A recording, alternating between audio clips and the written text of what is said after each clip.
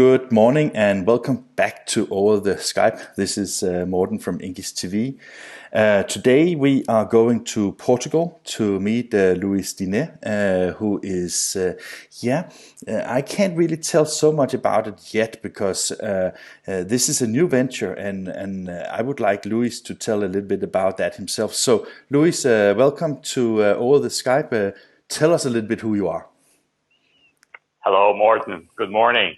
And congratulations on your program. I was already your fan on INKISH TV, and the Skype idea was brilliant.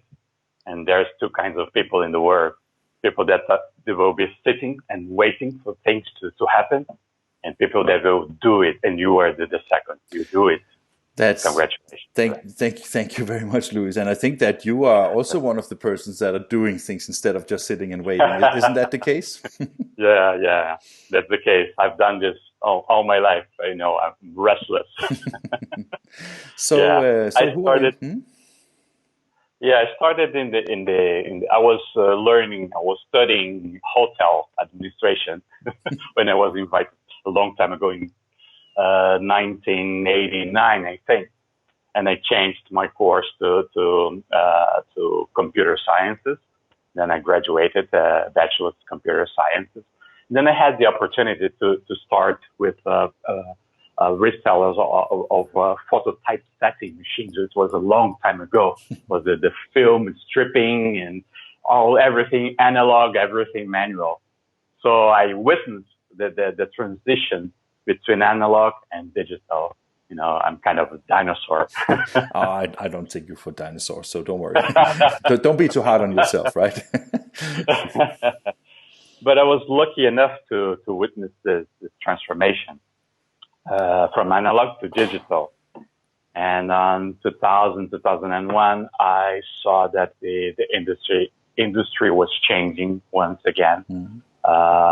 And the web was becoming more popular, and I saw that as an opportunity for printing companies. Then I just started to educate myself on the programming languages like HTML and CSS, and learning. At that time was Flash-based website. Was very primitive, not anything that we have today. But 2009, I started working or representing a company, a web-to-print company, which is Chilean, the developers of Cranberry in Latin America.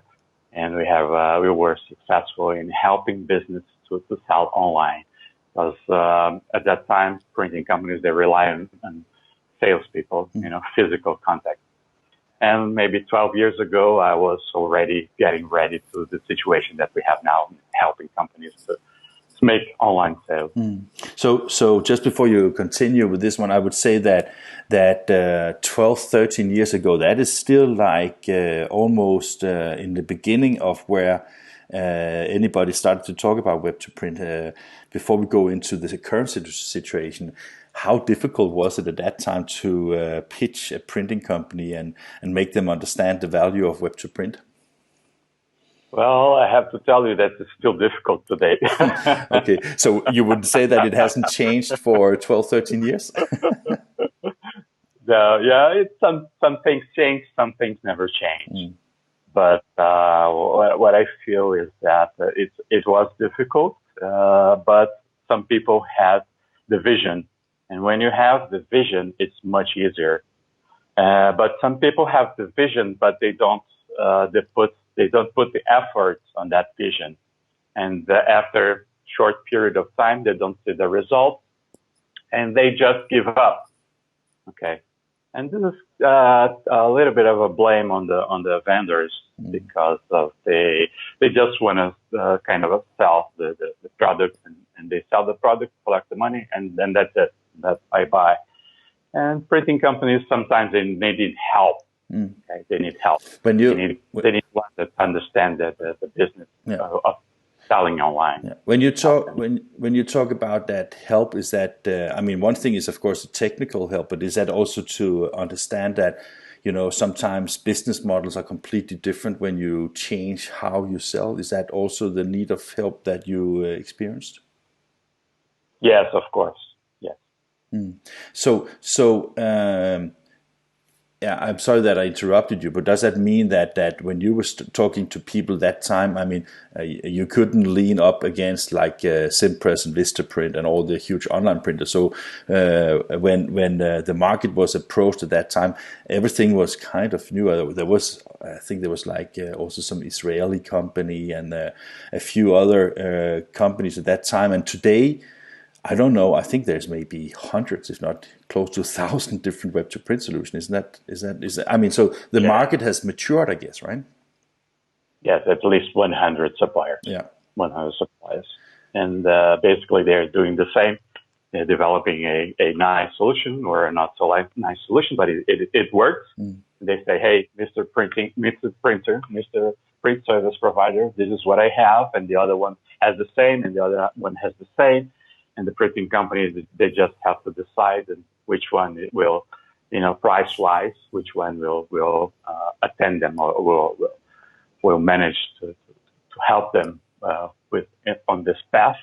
And it's sometimes difficult because it's a different business model, as you told, and maybe sometimes they don't understand that this is a different business model. And they want to stick to the old practice, and this is where they fail. They must, just end what they're doing or start a new company. And this is our new business. This is how we will prevail online. If they will stick to the old business, there's a conflict. Yeah. And just a question that just came to mind is that because as you just said that the printers, some printers need help for maybe the software installation and how it works and to get it up and running, and some may need help for also the business model and how this operate. One of the things that I wouldn't say been questioning, but speculating a little bit about for many years is the fact that most of the online printers today, or at least when they started, they seem to be very much focused on price rather than service. So do you think that has been part of the difficulties for printers who don't have the volume for gang print and who don't have, let's say, a huge marketing engine to utilize these volume-based business that you need? Do you see that as part of an issue in the industry that has been so price focused? I don't see this as an issue. Okay, there's also products and products, different products. Of course, if you have a premium product, you're going to have a higher price. If you have a ganging, like many solutions, you just wait in order to get as many business cards as you want to fill up a sheet of paper, and then you have no color control, and you have no registration, and this is going to be cheap. Then you have expense like Moo in the UK. They're doing a great job to have a codex for embellishment. This is going to be a premium product. It's just a matter of business model and knowing what to do, knowing your target audience. Who do you want to sell to? And would you say that both with your go-to mentality and the way that you have experienced the market over the past years, is that what makes you as a person a little bit, is that what took you to make the decision of founding your own company and develop something new? Yes, I had this idea from a long time ago, but I didn't want to do what everybody's doing. I always wanted to try to differentiate myself. Of course, I have other businesses and on all of the business, and some of them in the past, some of them were successful, some of them were failures, but I always try to differentiate myself. And on the last 2 years, I joined Founder Institute, which is a Silicon Valley institute for education. They help you ideate new businesses. They help startups, and I was lucky enough to be in Lisbon, which is a tremendous startup booming place in Europe. We have great talents and great startups. We have unicorns as well in Portugal, like 3 or 4 companies that became unicorns. So I was able to deal with these people to get new ideas. And this is a tip for any printing company. You know, forget about printing, forget about paper, forget about ink. Just go to startup meetups, talk to, you know, all the young guys. They know what they're doing. So I try to hang up with young people as much as I can. I absorb a lot of new ideas, and basically that's it. So I'm basically trying to do something new. It's not another web to print solution. We call it as e-commerce to print. Okay, e-commerce to print. The new term. Okay, e-commerce to print, and I'm the first people to say that. Okay, that hashtag e-commerce to print. Okay, so congratulations to that one. And what is the name of your company? We have to talk about that now, right? Yeah. So the name of the company is Arando. Arando. Which is Portuguese for cranberry. For cranberry. So we have gelato from Italian ice cream, and we have Arando from cranberry from Portugal. Okay, it becomes exotic, Arando, right? Yeah. It starts with an A, so it's good. Okay, that's cool. And what is it your company exactly do? And what is the value proposition that differs you from all the others in the market, in your opinion? Yes, we, as I told you, we are a new generation web to print. So we have all the functionality of a web to print, but we also, our differentiators that we help print service provider sell more online. So we don't want to be a sole provider. If printing company has already implemented a web to print solution, okay, good luck, good for you. We are a different channel. And on this different channel, we are kind of a hub that will open windows for multiple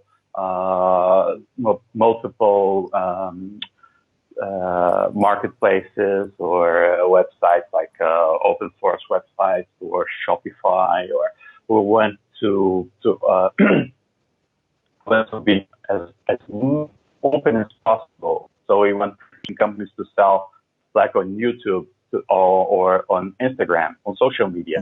So this is and Arando is the hub that will convey all these orders, and internally it will process and route it and talk to the MIS and talk to the pre-press workflows, and that's the idea. So we started an alpha phase, and we are kind of a slow pace, more learning than doing.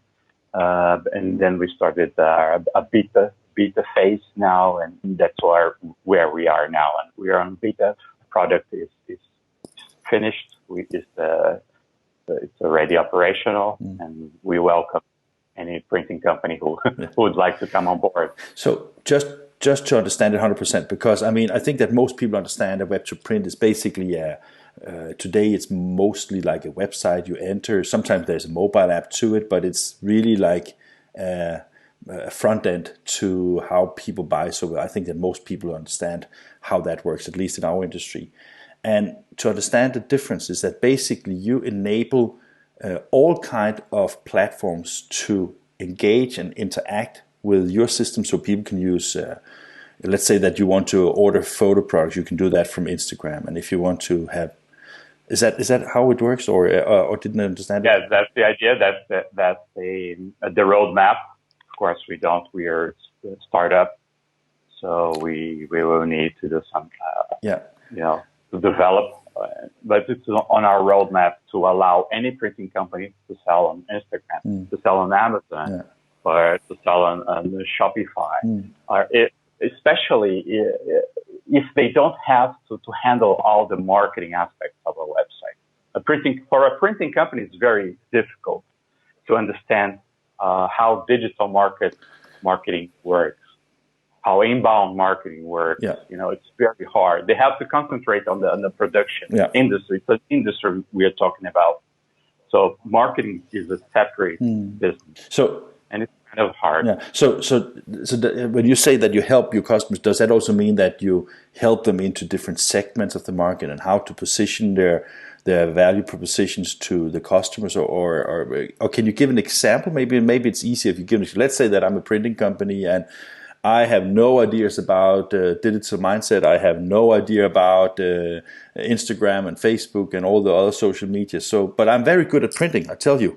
So, can you give me an example on how I could use your services? Printing companies are very good at printing. This is what they do best, and this is what they must do. But on the marketing side, they should rely on the people who knows how to do online sales and who have good content. Okay, so we kind of made a prototype with a German guy that lives in Lisbon, and he's a great illustrator, and he has great content. But he didn't know that he could make money, selling print. And then I said, hey, let's do this test. Okay, I will create you a website. Let's do your great designs, your great illustration online, and let's sell some print. And this is why I create value. Okay, and I said, hey, Mr. Printer, can you print this? Okay, I'm gonna sell it for you. Okay, this guy has great content.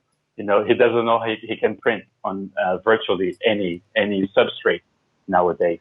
And the service provider, they don't know how to make this integration. So Arando is basically there in the middle. We are helping, drive more sales to printing companies.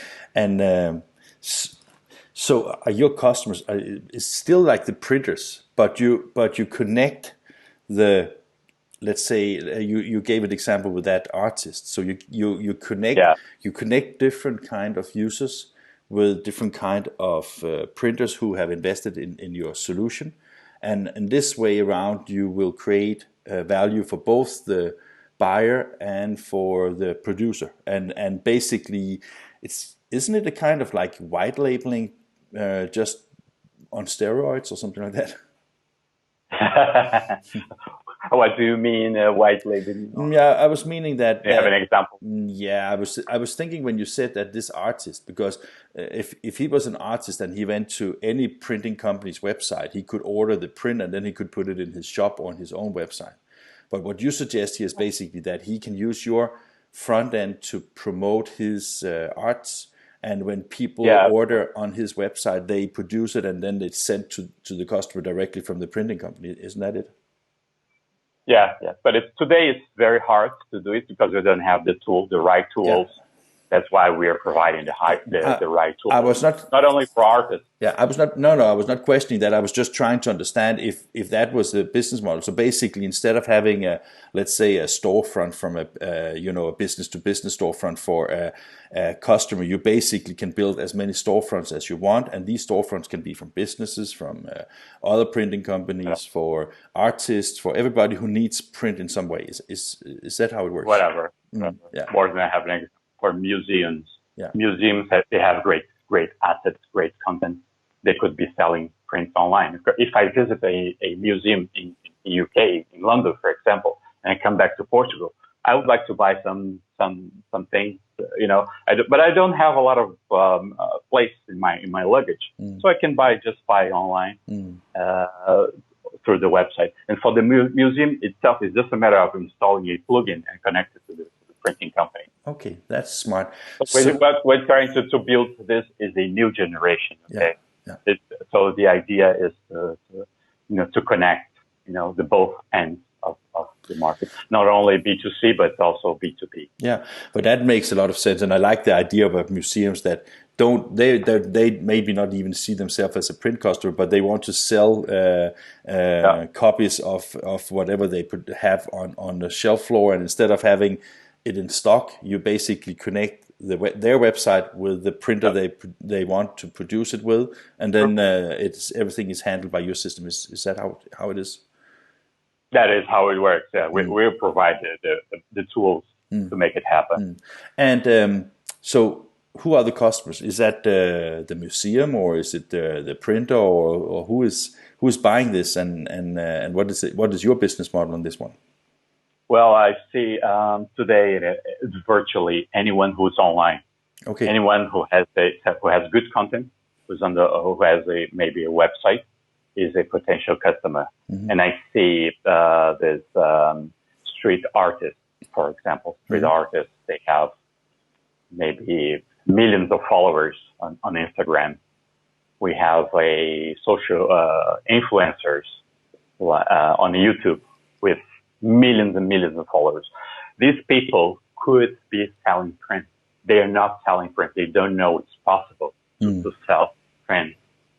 And this is where we got, hey, you just plug in, connect your website to a network of printers, worldwide, and you're going to be making more money. People, your fans, are going to be buying your stuff, and printing companies will be happy to produce that. This is what they do best. Of course. So the printers are connected to like one central hub. So that means that, let's say we take the example from the museum in London. So let's say I travel back from London to Porto, and then I found out, I would like to have that poster. So go into the museum, I click on it. Will it then be printed by a printer that the museum picks? Or will it be part of the hub that you talk about, so it can be printed in? No, the museum picks.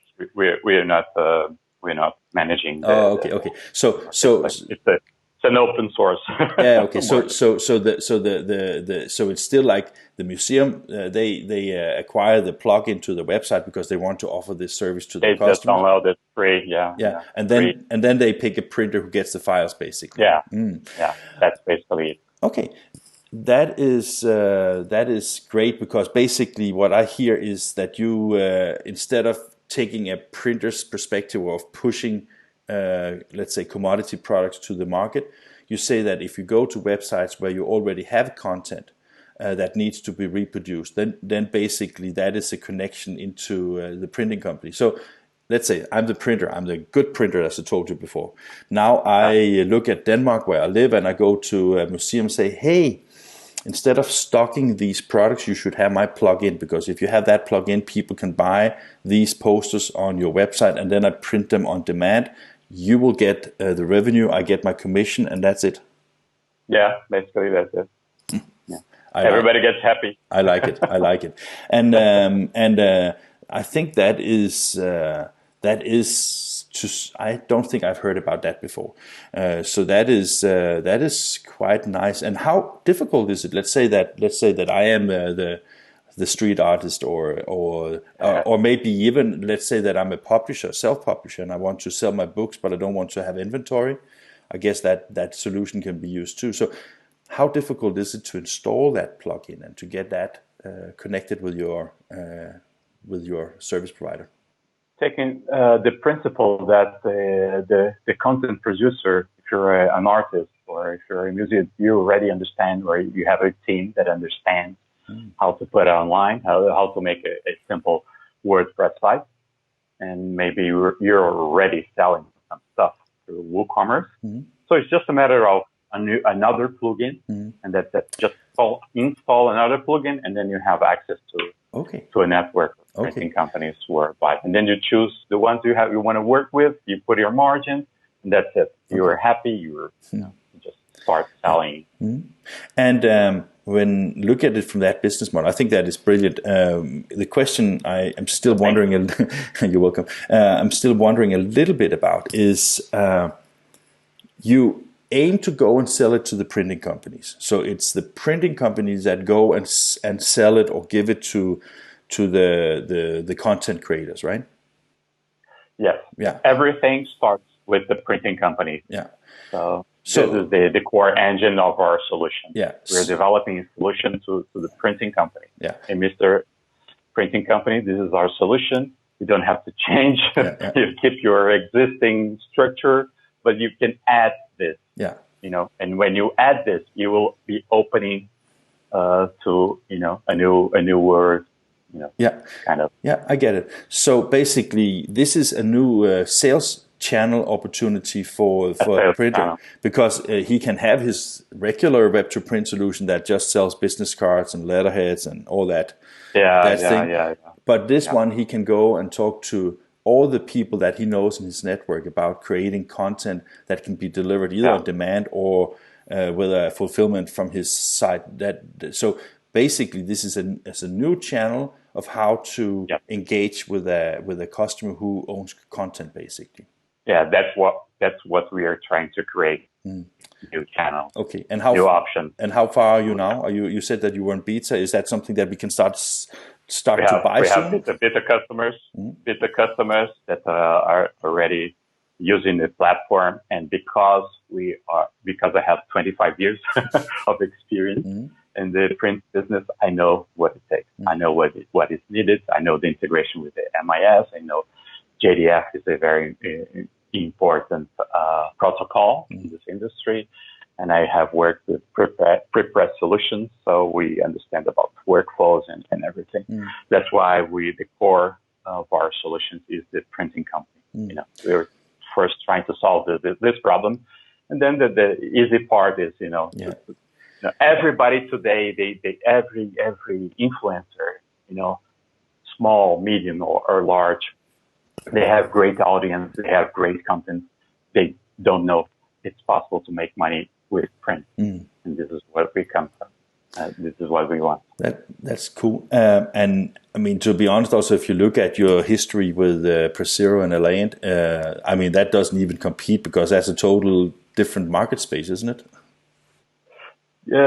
It always competes. Everybody's competing against each other because we can have a B2B website, a very simple solution that the printing company wants to handle themselves. Oh, I want to handle myself. Oh, I have some people that I want this website to take care of my customers. So it's possible with open source solutions today, like WooCommerce, as I told you.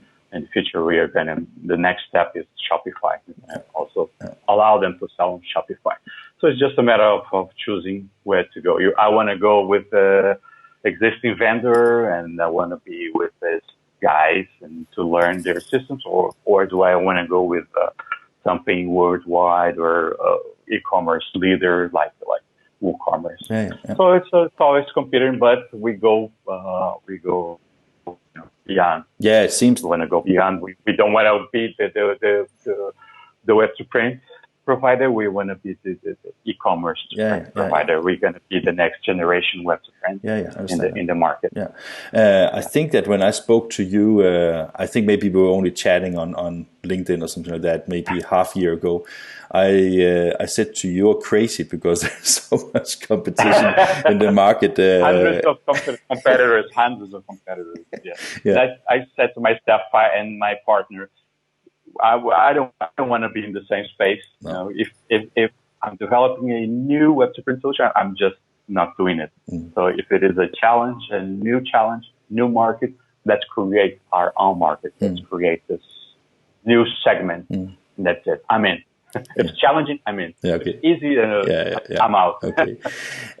Luís, I think it's been great to get an understanding of what it is you are doing, and as far as I understand from you, it's very soon going live. So you have live customers right now, and I hope they are doing positive things with the software. So I want to thank you very much for being here on INKISH Over the Skype, and I wish you all the best in the future. And I'm sure we will hear more from you soon, right? Hopefully, yes. Yeah, that's great. But thank you very much. It was a pleasure to talk to you. Okay, thank you. Bye-bye.